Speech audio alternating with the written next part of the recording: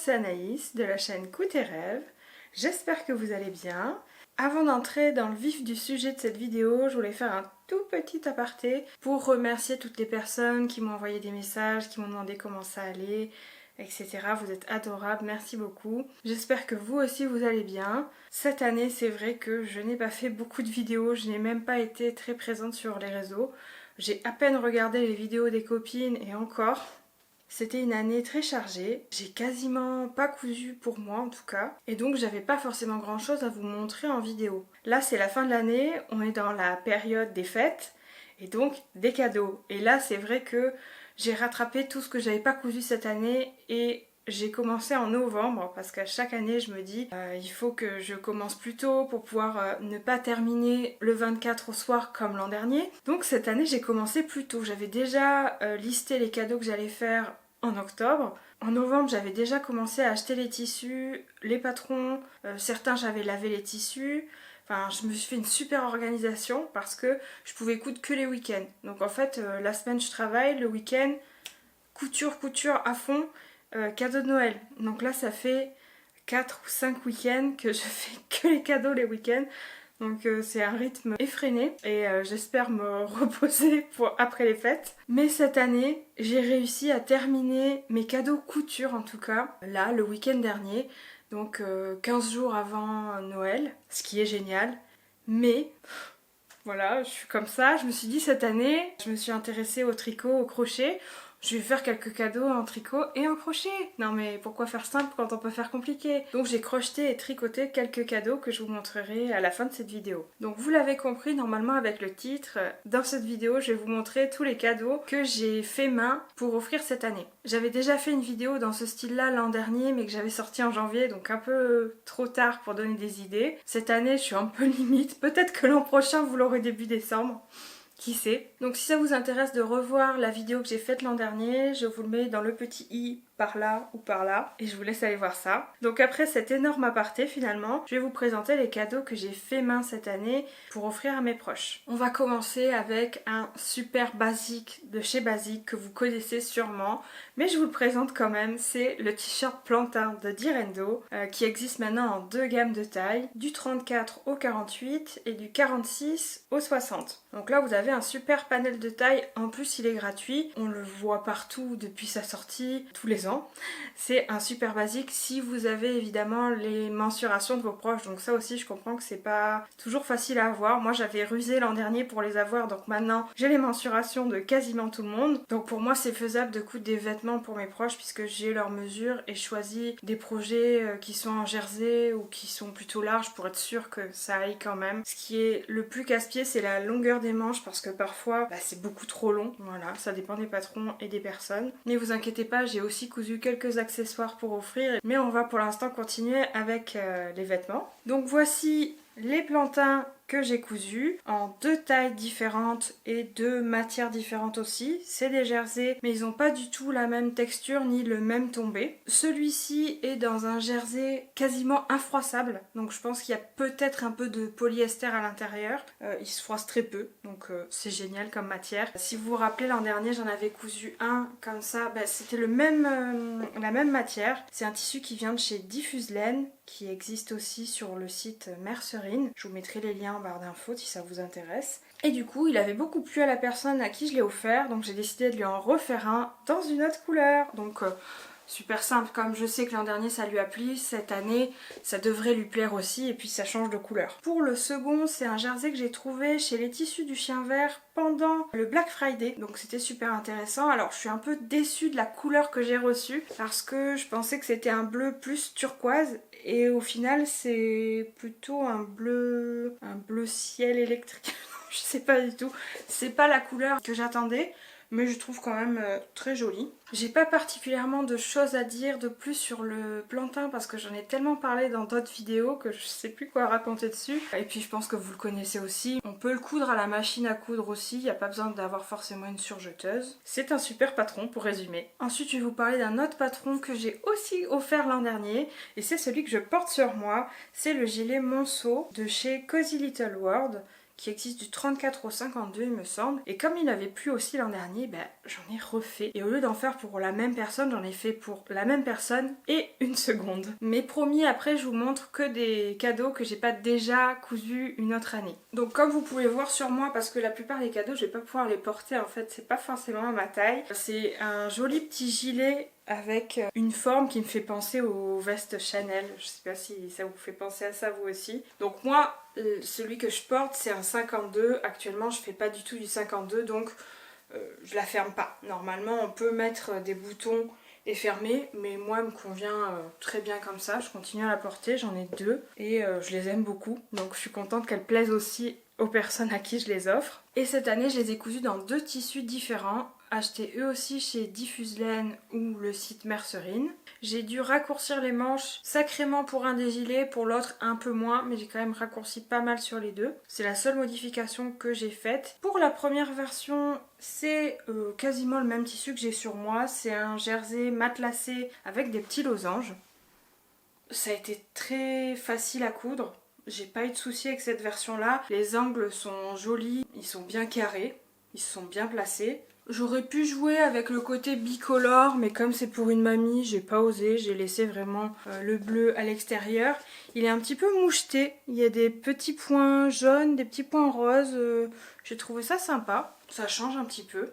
Donc c'est pareil, ce gilet vous pouvez le coudre très bien à la machine à coudre. De toute façon il y a des finitions sur ce gilet que vous pouvez faire qu'à la machine. Donc dans tous les cas c'est faisable. Quand vous achetez ce patron là, vous avez et le gilet monceau et le sweat courcelle. Donc en fait c'est quasiment le même patron, c'est la même forme. Sauf que vous avez un col et des bracelets de manches. Donc ça change le style et ça vous fait un pull. Ou un sweat, pardon. Donc première version, super. Et pour la deuxième version, j'adore le tissu que j'ai choisi, qui est en fait un tissu sweat avec l'intérieur doudou. Donc c'est un peu de la fourrure et c'est super agréable. Mais quand je l'ai reçu, parce que là aussi je l'ai commandé sur internet, j'étais un petit peu déçue de la couleur grenat. Je trouvais que c'était plus joli sur l'intérieur. Donc je me suis dit pourquoi pas utiliser l'intérieur finalement en tissu extérieur. Mais j'ai trouvé que ça marquait trop. Il y a des endroits où c'était pas bien, comment dire, ça marque. Par exemple ici, il y a des traits qui partent pas. Même si je passe ma main, ça s'en va pas. Donc je me suis dit que ça serait pas joli à porter en tissu extérieur, donc tant pis, je l'ai gardé sur l'intérieur. Ça va être super confortable. Et l'extérieur, bon, je suis un peu moins fan au final, mais j'espère que ça plaira à la personne à qui je vais l'offrir. Et du coup, ce tissu, il est beaucoup plus mou et j'ai pas pu le thermocoller à cause de la fourrure. Donc mes angles sont un peu moins jolis. Vous allez me dire pour certaines que je chipote. Mais une fois qu'on l'a vu, on voit plus que ça. Donc encore ceux-là ça va, mais c'est surtout ceux du bas. Vous voyez, c'est pas droit, c'est pas aussi joli que sur la veste bleue. C'est un détail. Ensuite on va rester dans la même couleur grenat, mais cette fois c'est un pull Bianca de chez Munasu que j'avais déjà cousu pour moi il y a quelques années. Et en fait j'ai vu la personne à qui je vais l'offrir avec un pull qui ressemblait à cette forme là, je me suis dit mais il faut que je lui fasse ce patron. Et elle adore cette couleur, donc je pense que ça lui plaira. C'est une maille merveilleuse, je crois qu'elle s'appelle comme ça, qui vient de chez Mamselle Fourmi, que j'avais déjà acheté pour moi pour faire un gilet et que je trouve super douce, super agréable à porter. Donc c'est encore un projet en maille, toujours pareil, vous pouvez coudre quand même à la machine. Il y a 5 petits boutons sur le côté qui font leur petit effet. Donc rien de bien compliqué, c'est un pull de forme carrée avec les emmanchures basses un peu chauve-souris, mais très légèrement chauve-souris. Et tout simple en fait, c'est une variante d'un t-shirt classique, mais un peu plus habillé. Et ce patron va du 34 au 58. Alors je crois que j'ai dit Munasu par habitude, mais c'est Majam maintenant. Donc c'est Majam, anciennement Munasu. On va rester chez Majam et pour les hommes de la famille, j'ai cousu le peignoir Duc. Donc la version homme mais qui existe aussi en version duchesse pour les femmes. Personnellement je pense que je referai celui-ci même si c'est une version homme pour moi. parce qu'il n'y a pas vraiment beaucoup de changements à part que le col est plus large et qui permet d'avoir une capuche aussi. Alors que là c'est un col châle tout simple, très élégant, qui peut aussi se coudre comme un peignoir d'intérieur, donc pas forcément pour la douche en tissu éponge. Le patron va du 34 au 58 et j'ai acheté le tissu chez Benitex. Il me semble que j'ai acheté 6 mètres et j'ai eu 1 mètre supplémentaire d'offert. Donc merci pour la générosité de Benitex. Je vais pouvoir me faire des petites choses pour moi avec ce qui reste. Parce que j'en ai cousu 2. Je les ai surtaillés chacun parce que j'avais vu des personnes qui l'ont cousu et qui trouvaient que c'était un peu trop étriqué pour un peignoir. Donc je me suis fiée aux commentaires et j'ai préféré tailler plus grand. De toute façon c'est un peignoir, même si c'est trop grand, c'est pas grave en fait, il vaut mieux que ce soit trop grand que trop petit. Et je crois que j'ai fait un 54 pour cette version là, et j'ai dû faire un 44 aussi, enfin j'en ai fait 2 tailles différentes. Et pour la plus grande taille, donc le 54, j'ai utilisé plus de 50 cm de moins que ce qui était préconisé. Comme d'habitude quand on fait Tetris, on gagne forcément du tissu. Donc j'avais anticipé, j'avais mesuré les pièces du patron sur une largeur de 70 et j'étais arrivée à 2,80 m je crois au lieu de 3,50 m. On peut aussi le faire en bicolore ce peignoir, mais là j'ai fait très simple. Pour les hommes en général, pour chez moi, ils sont pas très extravagants, ils aiment bien que ça soit uni. J'ai pris bleu pour les deux et j'espère que ça leur plaira. Ce peignoir il a de très jolies finitions, pas trop compliqué non plus. Pour les manches de ces peignoirs, dans les 2 tailles, j'ai aussi beaucoup raccourci les manches. Je me suis fiée à moi parce qu'ils font à peu près ma taille. J'ai enlevé pas mal au niveau des manches. Il y a des bracelets de manches, donc il n'y a pas de couture apparente au niveau des manches. Sur le bas c'est un ourlet classique et on a une parmenture à l'intérieur. La petite subtilité du col châle, mais vous avez un tuto vidéo, c'est très facile à suivre, il faut pas avoir peur, hein, ça se fait très simplement. L'an dernier j'avais cousu un manteau de chez Majam et j'avais eu la ceinture qui était beaucoup trop grande, et là c'est pareil pour les peignoirs, j'ai essayé sur moi alors que c'est pas ma taille, c'est vachement trop long, ça pend par terre, donc c'est pas très grave puisque c'est un peignoir, mais du coup sur ma seconde version j'ai raccourci un petit peu et je pense que s'il y a une grande ceinture ça sera pas très pratique pour lui. C'est un petit détail vraiment de rien du tout qui se règle facilement. Sinon j'en suis très contente, j'ai hâte de voir s'ils vont leur aller parce que là du coup c'est pas élastique, mais en ayant pris une taille au-dessus normalement ça devrait le faire. J'ai eu juste quelques mésaventures, je sais pas si on peut dire ça, sur le tissu éponge de chez Benitex. Il est assez épais parce que je cherchais quelque chose qui soit pas trop fin, donc je l'ai lavé, je l'ai séché au sèche-linge. C'est assez moelleux, c'est confortable, mais là c'est à prendre avec des pincettes parce que je sais pas si c'est mon chat qui a tiré des fils quand le tissu était en train de sécher ou si c'était déjà comme ça, je sais pas. Mais j'ai quelques fils comme ça, je sais pas si vous voyez à la caméra. La plupart je les ai coupés au ciseau, mais voilà, j'ai eu des petits fils qui pendaient comme ça. Donc je veux pas blâmer Benitex, je sais pas si c'est mon chat ou si c'est le tissu. Voilà. On reste chez les hommes avec le Sage Tea, je sais pas si je prononce bien, de chez Elle Textile que m'a fait découvrir Chrysalide, coucou si tu passes par là, qui est une marque, pas en français malheureusement, mais bon pour des t-shirts par exemple c'est pas trop compliqué, c'est le même montage que pour n'importe quel t-shirt. Et cette marque elle mérite d'aller assez haut au niveau des tailles. Pour vous donner une idée, elle va du 87 au 147 de tour de buste. Mais les tailles sont pas écrites en XL, L ou en taille 58, c'est des lettres. Donc là pour celui-ci j'ai fait une taille L qui est l'avant-dernière taille je crois. Ça fait plaisir quand on se dit bah c'est du L. Parce que ça c'est pour mon chéri et j'ai testé pas mal de t-shirts pour lui de plusieurs marques et ça tombait pas forcément très bien, soit au niveau des épaules ça arrive très bas. Celui-ci est assez large aussi mais c'est le style qui veut ça donc c'est pas très grave. On peut le faire en manche courte ou en manche longue. C'est un col qui est assez près du cou et c'est un t-shirt qui se porte plutôt large. Il me semble que je l'ai rallongé un petit peu en longueur parce qu'en général sur la plupart des t-shirts que je lui fais ils sont toujours trop courts de base, donc je pense à les rallonger, quelque chose que je fais automatiquement maintenant, donc je mesure et je vérifie combien il manque pour rajouter un petit peu de centimètres. Rien de particulier à dire là-dessus, j'ai utilisé un jersey de bambou que j'ai encore trouvé chez Diffuse Laine ou Mercerine. C'est un rouge bordeaux pour changer un petit peu parce que je lui ai fait pas mal de bleu. Je vous montrerai dans une prochaine vidéo où je vous parlerai des marques hommes grande taille parce que ça c'est un truc qui nous manque pas mal, c'est pas facile à trouver. En voilà pour un. Toujours chez Elbe Textile, voici le Smith Hoodie. Toujours les mêmes tailles que le précédent. C'est une veste à capuche ou alors un pull, un hoodie à capuche, parce que je voulais changer de celui que je lui offre tout le temps. Je suis en effet 3 versions déjà, donc si vous voyez pas duquel je parle, je vous mettrai une photo. C'est une veste à capuche de chez Jali, je me rappelle plus le nom, et j'avais envie de changer un petit peu pour varier quand même. J'ai pris cette fois une couleur assez neutre, c'est un bleu gris chiné. Très sympa. Ce patron, donc, il permet de faire un hoodie ou une veste. Il y a des manches élastiquées, donc il y a un élastique à l'intérieur tout simplement. J'ai fait un effort sur les finitions cette fois. Au lieu de faire des boutonnières, j'ai carrément posé des œillets. Et j'ai aussi mis un stop cordon. Voilà, j'ai fait la totale pour les fêtes. Pareil, la fermeture éclair, elle est très jolie en métal.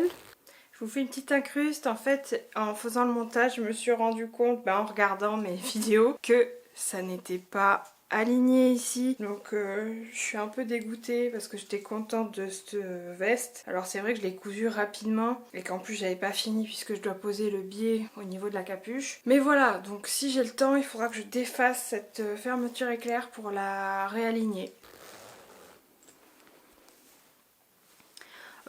Là, j'ai pas posé de biais. J'aurais pu et j'aurais dû. Je l'ai pas encore fait.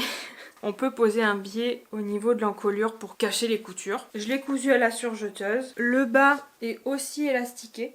Je vais la passer sur moi parce qu'on fait presque la même taille. Comme ça vous donnerait une idée. Donc là aussi, j'ai beaucoup raccourci les manches parce que je crois que c'est fait pour une stature très grande. Donc les manches, j'ai enlevé vachement. Donc là, on est bon. En plus, il aime bien relever ses manches. Donc là, avec l'élastique, ça permettra que ça tombe pas. J'ai encore des peluches du peignoir. Ce tissu, je l'ai aussi trouvé chez Diffuse Laine. Et l'intérieur, il est molletonné, il est super doux. J'ai presque envie de lui piquer en fait. Je vais lui offrir, mais je la mettrai peut-être de temps en temps. Elle est très agréable à porter, très chaude. Les poches, pour changer de celles de chez Jali, elles sont plus confortables. Elles sont pas placées pareil et elles remontent sur le côté, alors que les poches de chez Jali, ça se termine comme ça. Normalement, il y a une fermeture, mais comme ils la voulaient pas, c'est peut-être pour ça que les poches étaient moins confortables. Là, elles sont très bien. J'ai beaucoup aimé coudre cette veste. Elle m'a pas mis longtemps et le résultat, j'aime beaucoup.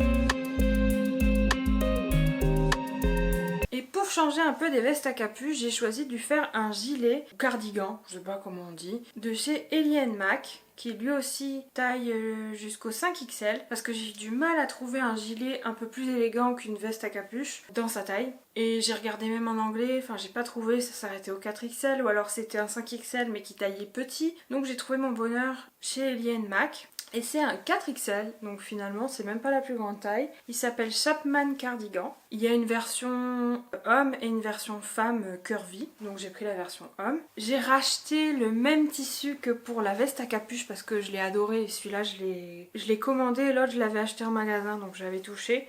Et comme j'ai trouvé ça génial, je l'ai racheté mais en bleu nuit, pour changer un peu. J'ai complètement modifié le patron parce que les finitions me plaisaient pas, je voulais que ça soit plus élégant. J'ai dû beaucoup raccourcir les manches aussi. J'ai enlevé les poignées de manches, j'ai enlevé le bas du gilet qui était normalement une bande qui était pliée. Je trouvais que ça faisait plus sportwear et là je voulais plus élégant, donc j'ai enlevé cette bande. J'ai modifié les poches parce qu'elles étaient collées à la bande d'encolure et personnellement j'aime pas. Donc je préférais que les poches soient plus sur le côté. Donc j'ai tout changé, j'ai gardé que la forme et la bande d'encolure. J'ai rallongé la longueur du vêtement, comme ça arrive à peu près sous les fesses. Je vais l'essayer sur moi après. C'est foncé donc je sais pas si vous arrivez à voir. Voilà, gilet tout simple. Mais un gilet tout simple, c'est pas facile à trouver en homme et grande taille, c'est compliqué. Donc je vais le passer sur moi pour que vous voyez mieux. Voilà, la forme est sympa, ça fait un V et après ça part droit. Les manches, j'ai donc enlevé le bracelet de manche pour faire une finition t-shirt classique. Les poches, je referai une vidéo où je vous montrerai en entier. Les poches sont là au lieu d'être à ce niveau-là. Je trouvais ça plus joli. Et elle est plutôt longue. Donc là c'est pareil, très facile à coudre. C'est des projets assez rapides. Coucou, c'est Anaïs du montage. J'ai oublié de vous dire quelque chose à propos de ce gilet. J'ai été perplexe en voyant le patronage de ce patron en grande taille du coup, puisque c'est l'avant-dernière taille. Et en fait ce qui m'a embêtée, même si apparemment ça a l'air de tomber bien, je l'ai pas vu sur quelqu'un d'autre, donc moi il y a peut-être des choses que je vois pas sur moi. Mais en fait les emmanchures devant et dos sont très larges et sont identiques devant et derrière. Et pareil pour la manche, en fait c'est une manche qui est coupée au pli, alors que normalement la manche il doit y avoir une différence entre le devant et le dos de manche, et là pas du tout, c'est symétrique. Donc je verrai quand mon chéri l'aura essayé. Pour l'instant sur moi je me rends pas trop compte, mais c'était juste pour vous signaler ça. Je vous laisse avec la suite de la vidéo.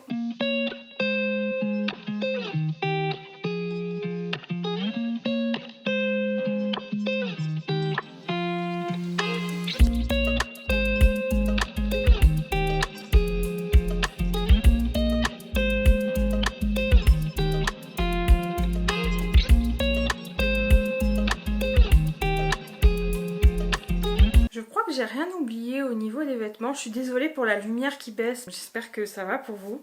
J'en ai fini avec les vêtements et on va passer aux accessoires. J'ai cousu des bonnets de chez Ivan S. Donc c'est le bonnet Yo. Pour ma part, je l'avais obtenu quand elle l'avait sorti. Elle l'avait laissé gratuit pendant quelques temps. Et là, j'ai fait un petit bonnet tout simple. C'est vraiment très rapide à faire. J'en ai cousu deux parce que j'ai voulu en faire un dans un tissu, dans une chute. Et en fait j'en avais pas assez, donc le bonnet est tellement raccourci que c'est pas joli. Mais ça m'a fait un petit entraînement. Super rapide, j'ai fait aussi à la surjeteuse, donc c'est allé très très vite. Il est doublé, donc si on a envie on peut changer la couleur pour avoir un revers différent ou pour pouvoir changer de couleur. Je sais pas si je le mets pour vous montrer parce que les bonnets ça me va pas du tout. Voilà ce que ça donne. Quoique, on s'y fait. C'est pas trop mon style, mais ça peut faire un super cadeau de Noël. Très rapide et dans une chute, ça le fait. J'ai rétréci un petit peu la taille du revers parce que ça me paraissait un peu trop grand. Attention, les marges de couture ne sont pas incluses. Moi, j'avais pas regardé le livret avant, donc j'ai coupé le patron, j'ai coupé mon tissu. Et ensuite, je me suis rendu compte en regardant le livret et les explications qu'il fallait une marge. Donc heureusement, j'avais pris la plus grande taille et sans la marge, je pense que ça me va à moi, donc ça doit lui aller à lui. Ensuite, j'ai fait une panière à pain. J'ai trouvé un tuto sur Pinterest. En fait, je regardais les images, je cherchais une panière à pain. Il n'y avait pas la forme que je voulais, donc finalement, j'ai cliqué sur une. Il s'est avéré que c'est en anglais, mais vous en avez plein en français. Plus facile et rapide à faire. Moi, j'ai voulu cette forme-là. Finalement, elle me paraît un peu grande. Mais c'est une question, je pense, de personne. Peut-être qu'il y en a qui trouveront que c'est trop petit, d'autres trop grand. J'ai l'impression que c'est trop grand, mais ça fera très bien l'affaire. J'ai trouvé un tissu, les deux viennent de chez Diffuse Laine. Un tissu avec des petits motifs de pain, ça fait très français, hein. Il y a des drapeaux, un petit vélo, enfin je trouve ça trop mignon, un croissant aussi. Et j'ai pris un tissu à motif pour l'extérieur, pour pas que ça soit trop. Dans le tuto, elle rajoute un petit nœud ici, mais pareil, j'ai acheté le ruban pour le faire et finalement je pense pas que je vais le mettre. Je verrai, il me reste encore un petit peu de temps pour réfléchir, mais voilà, panière à pain toute simple, idée cadeau, rapide. J'ai utilisé du molleton à l'intérieur pour que ça se tienne bien. Maintenant je vais pouvoir vous montrer les cadeaux que j'ai offerts en crochet. Donc j'ai pas forcément avec moi, mais j'ai pensé à prendre des photos ou des vidéos. Si vous me suivez sur Instagram, vous l'avez peut-être déjà vu. J'ai démarré les amigurumi. Si vous savez pas ce qu'est un amigurumi, c'est un petit personnage ou animal, un petit nounours en crochet, comme cela. Et là je fais un petit coucou à Péroline qui cet été m'a fait un petit cours d'amigurumi. Donc merci à toi, j'ai pu continuer par la suite. Et j'ai fait ces petits nounours qui sont sur la couverture. Donc c'est les petits animaux de Kusei, je sais pas comment on prononce. Voilà, j'adore le livre, il y a vraiment que des petits personnages trop adorables. Et pour un bébé, je trouvais ça super mignon. Et même pour moi, j'ai envie de m'en faire pour moi. Ça ira sur mes étagères, je sais pas ce que j'en ferai, mais je trouve ça trop mignon. Puis c'est très agréable à faire. C'est pas si long que ça, et puis même si ça prend du temps, en fait, on en fait un petit peu tous les jours, et puis on voit que ça avance, que le petit bonhomme il prend forme. Pour vous montrer aussi que quand on débute, on peut faire des erreurs. Même si tout est très bien expliqué dans ce livre, il y a des explications qui m'ont induite en erreur parce que, pour celles qui connaissent, il nous montre une chaînette et c'est au tout début, donc il passe le crochet que dans le brin arrière. Et moi en fait j'ai fait tout mon premier amigurumi comme ça, au lieu de passer dans les deux mailles, je passais que dans une, celle de l'arrière, et du coup ça m'a fait un amigurumi très très grand et très très large que je vais vous montrer ici et que je n'ai donc pas osé offrir parce que il me plaisait pas en fait.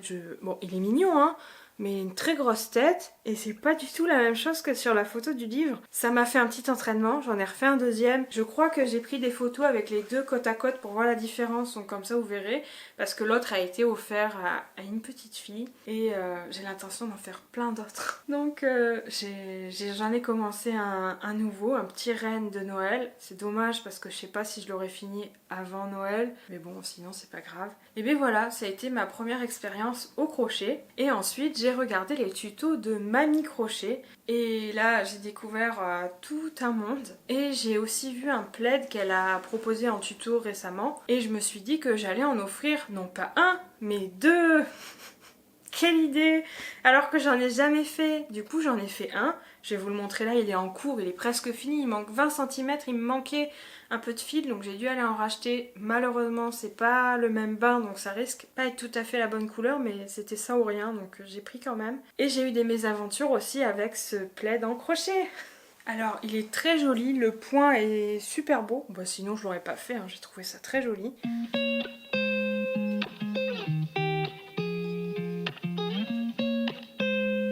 Et là vous vous dites mais en fait il est très bien ton plaid Anaïs. Oui mais je vais vous le montrer de plus loin. Mais je pense que je serai obligée de vous mettre une photo parce que là, quoique on voit, c'est pas droit du tout. En fait mon plaid il part en diagonale, j'ai un losange au lieu d'avoir un rectangle. Voilà. Là. Et surtout ici, bon c'est parce que je le tiens pas bien mais c'est pas si flagrant que ça.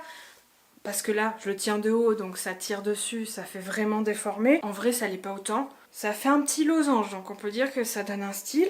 Et ensuite, j'ai pas forcément suivi exactement les mesures que Mamie Crochet a données. J'ai fait un peu plus large, et du coup, je me suis retrouvée avec pas assez de pelote. Donc j'en ai racheté une deuxième, j'en ai racheté une 11e, parce que c'était 10 pelotes. Et j'ai pu continuer ma bordure. Et avant-hier, je suis arrivée là. Il me manque de là à là pour finir. Donc 20 cm. Et ben j'ai dû aller racheter une pelote ce matin pour finir ces 20 cm en croisant les doigts qu'on voit pas trop la différence de couleur. Sinon ces tutos sont très bien expliqués mais en tant que débutante je pense que j'ai dû louper la première maille et en recréer une à la fin à chaque fois et c'est pour ça que mon plaid il part en diagonale. Mais sinon pour celles qui sont aguerries je conseille vraiment ce plaid, je trouve très joli et je l'ai fait donc dans cette couleur grenat. Et j'ai prévu d'en faire un, parce que celui-là est toujours pas fait. Oui, on est à moins de 10 jours de Noël et il n'est pas encore fait. J'ai pris rose, je vais vous montrer ça. Donc voilà, ce sera cette couleur-là. Donc je sais pas si vous voyez bien, c'est un rose, je sais pas dire s'il est un peu corail, un peu vieux rose, mais il n'est pas du tout orange comme vous voyez à la caméra. Et pour choisir la laine à utiliser, en fait, comme j'y connais rien, j'ai vraiment suivi le tuto de Mamie Crochet. Elle disait de prendre... de la DMC Nitty 10. J'ai pris ça, j'ai commandé au même endroit. Enfin, j'ai pas cherché à faire avec une alternative parce que je ne sais pas faire, je sais pas comment choisir les laines, donc je suis allée au plus simple. Malheureusement, comme j'ai pas garder la même largeur, pas assez de laine. Donc pour mon deuxième, j'ai aussi racheté 2 pelotes pour être sûre d'avoir suffisamment. Et d'ailleurs, j'ai presque envie d'en refaire un pour moi par la suite. Hein. Pas maintenant, mais dans quelques mois peut-être. Maintenant, je vais vous parler du tricot. Cette année, je me suis mis au tricot. J'ai commencé un pull, le pull 13KO de chez Elong avec Anna. Mais comme ensuite ça a été l'heure des cadeaux de Noël, j'ai complètement arrêté mon tricot, je l'ai mis de côté. J'en suis presque, il me manque 4 ans avant de séparer les manches du corps. Et je l'ai mis de côté, je l'ai pas repris depuis. Parce que j'ai dû avancer sur les cadeaux de Noël, donc pas le choix. C'était ça ou j'avançais pas mes cadeaux. Donc voilà pour vous situer un petit peu. Et au milieu de ce pull, j'ai eu envie d'offrir encore un petit cadeau à la petite fille à qui j'ai offert l'amigurumi. Et de lui faire un petit bonnet avec de la laine rose, rose pâle, rose poudrée, très mignon pour un bébé. Et super douce. Alors pareil, j'y connais rien en laine, cette laine je l'ai achetée, mais je m'étais trompée, c'était pour un autre projet. Je me suis dit mais ça irait trop bien pour faire un bonnet pour un bébé. Et j'ai trouvé les tutos de Falinou. Et elle proposait un bonnet avec un point cœur. J'ai trouvé ça adorable. Même pour un adulte, hein, moi je me vois très bien porter ça. Et du coup j'ai utilisé une pelote entière pour faire un 0,3 mois je crois. Ça m'a pris 2 après-midi entières. Vu que c'était mes débuts, j'ai trouvé ça super long. Mais en fait c'est pas très long pour un petit projet. Enfin, moi j'étais très longue, mais c'est pas vraiment long pour un bonnet en petite taille. C'est ce qui était le plus rapide à faire. Hein. Mais ce point qui est très joli n'est pas si compliqué que ça à faire. Si je l'ai fait, vous pouvez le faire. Très bien expliqué dans le tuto. Donc j'ai suivi, j'ai remis à chaque fois le tuto, à chaque fois je refaisais un rang. Ça fait son effet. Je trouve ça vraiment très mignon. Et comme il me reste 2 pelotes, c'est peut-être pas exclu que j'en fasse un pour moi. Et le dernier projet au tricot, je peux pas vous le montrer non plus parce que c'est pareil, je ne l'ai pas commencé. Il va falloir se dépêcher Anaïs. Pour une fois j'ai fini tous les cadeaux cousus, mais pas les autres. Bon, j'avais qu'à pas me les rajouter aussi. Hein. Et pour celui-ci, c'est un châle que j'ai vu sur le compte de Chantal aux 1000 merveilles sur Instagram. Elle a fait un superbe châle rose qui fait comme de la dentelle. Et je lui ai dit, mais est-ce que c'est pas trop compliqué ton châle parce qu'il plairait beaucoup à ma belle-sœur, enfin je suis sûre que ça lui plairait. Et elle m'a dit, non, c'est pas compliqué, t'inquiète pas, tu peux le faire. Donc c'est là que j'ai acheté la laine rose qui était beaucoup trop grosse, c'était pas ça du tout pour ce châle.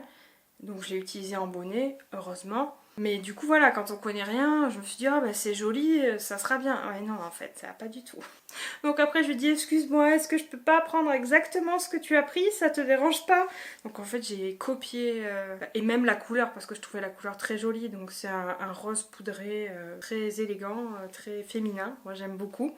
C'est tout à fait quelque chose que je porterai. Et donc, j'ai toujours pas commencé. Je me suis entraînée sur les points sur une autre laine pour essayer de pas me louper parce que comme c'est très fin, apparemment c'est compliqué pour défaire. Donc, je voulais être sûre de bien connaître les points avant de me lancer sur la vraie laine. Donc, c'est un mohair et soie de chez Liz Taylor en couleur nude. Donc voilà, c'est un rose très pâle. Ça rend pas très bien la caméra. Et là encore, c'est un tuto que vous pouvez trouver et sur YouTube et sur son site internet. C'est la grenouille tricote. Elle explique très bien. Je pense que je vais arriver à faire ce châle. Donc je vais le faire plus étroit que ce qu'elle a fait elle pour offrir. Mais je trouve vraiment très joli. Donc si j'arrive à faire ça, je serai très contente. C'en est fini pour mes cadeaux. J'espère vous retrouver très bientôt. Ne vous inquiétez pas, normalement, l'année prochaine, je devrais être plus présente sur les réseaux et sur YouTube. Peut-être même reprendre les lives sur Twitch, donc tenez-vous prête, je reviens. En tout cas, je vous souhaite de très bonnes fêtes de fin d'année et je vous dis à très bientôt.